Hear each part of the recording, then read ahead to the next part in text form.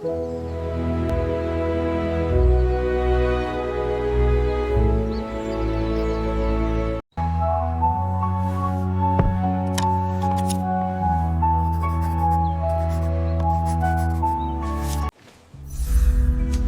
nature breathes in your workspace, work becomes life.